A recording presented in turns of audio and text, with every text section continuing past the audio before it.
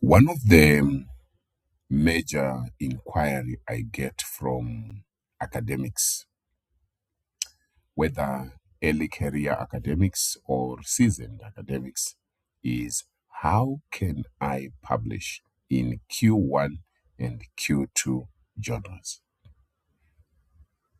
Now, if you have published before, you know that there is publishing and there is publishing. When you talk of Q1 and Q2 journals, you are talking of the creme de la creme. Publishing with them is no child's play. There are no shortcuts there. I remember one time I submitted one of my manuscripts to one such journal, which of course I'm grateful. I later became a reviewer for that journal as well.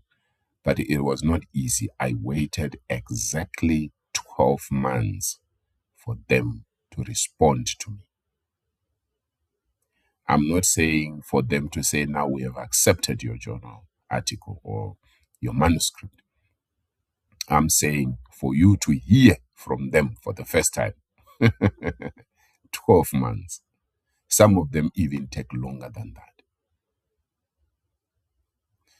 Of course, they wanted me to do some minor improvements.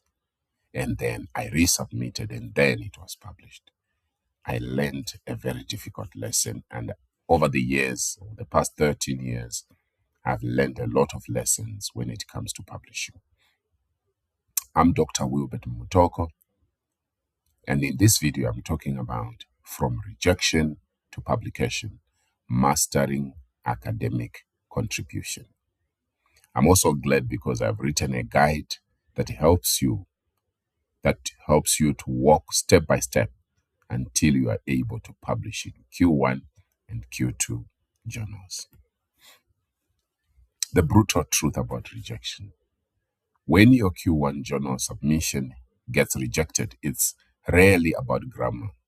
The real culprits are weak theoretical grounding, poor literature synthesis, unsupported claims, and in many cases, no contribution or unclear contribution. And these are academic death sentences. Beyond perfect prose, the myth of polished papers. Meet Dr. Akin. This is not his real name. This story proves that flawless English, even AI polished, does not guarantee acceptance. Merely name-dropping a theory without engaging in citation, debate, or tension is not academic contribution. It's just an echo. Weak versus strong, the art of critical synthesis.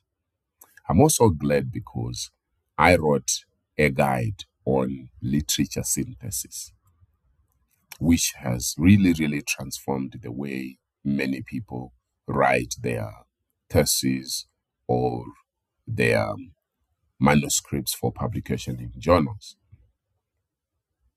Then I also wrote another guide on how to critique literature, and it has made a huge difference.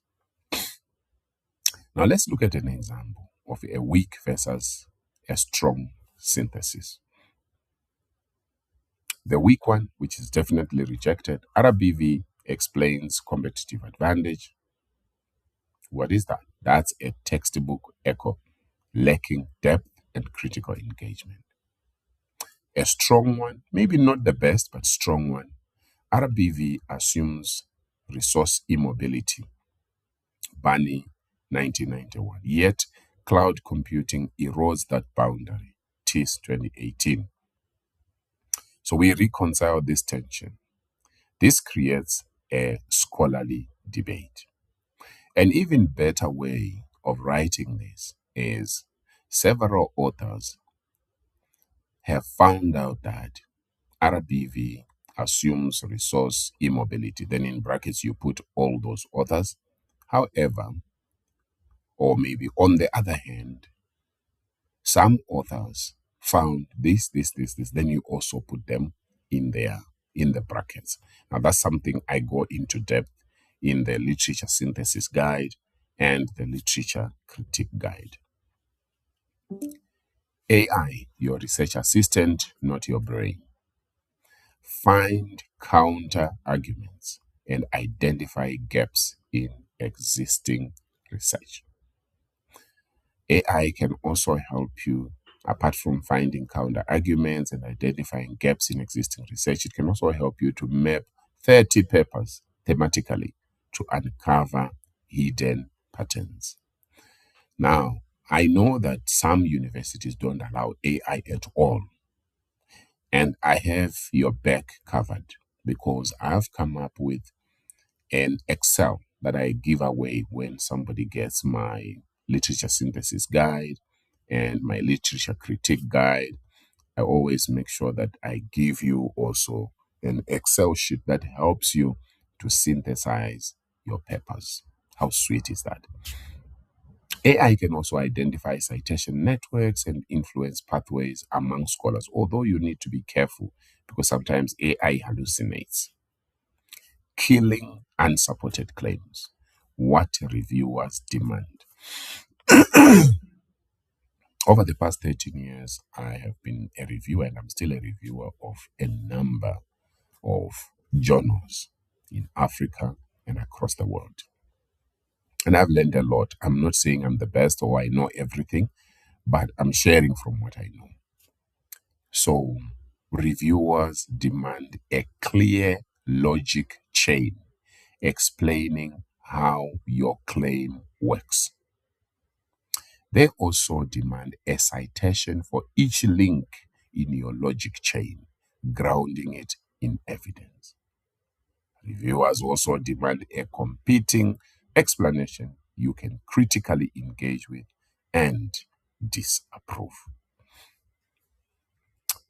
My rule, Dr. Mutoko's rule: efficiency, contribution, critical thinking. Efficiency. Leverage AI for tasks like data organization and background research. Not only that, sometimes we also use AI, such as Grammarly, for polishing your grammar and spellings and stuff like that. Then contribution, your unique insights and original claims are your intellectual property. What are we saying? Don't leave everything to your AI assistant. Retain the right to put unique insights that are relevant to what you're writing. The original claims show that you have your own intellectual property.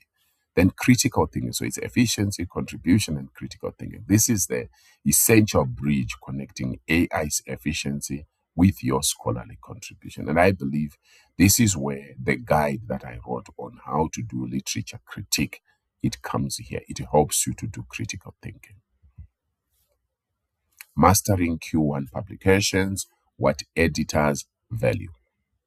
Number one, theoretical depth.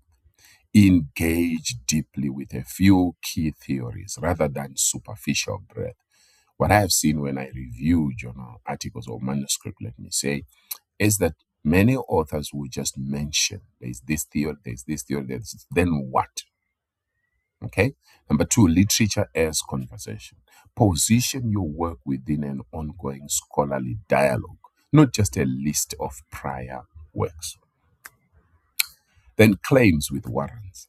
Back every assertion with rigorous logic and empirical evidence, not just opinion.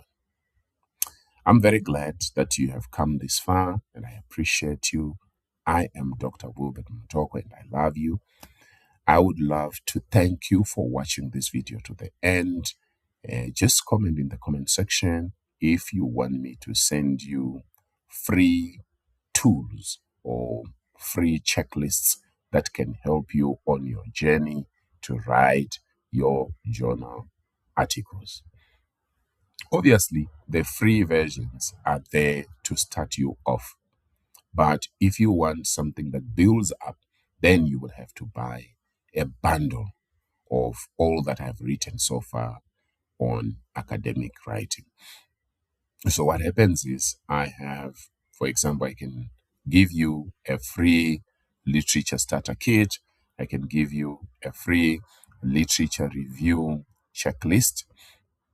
Then you can go ahead and buy the literature matrix, which helps you to synthesize. Then you can also buy the literature review critique guide.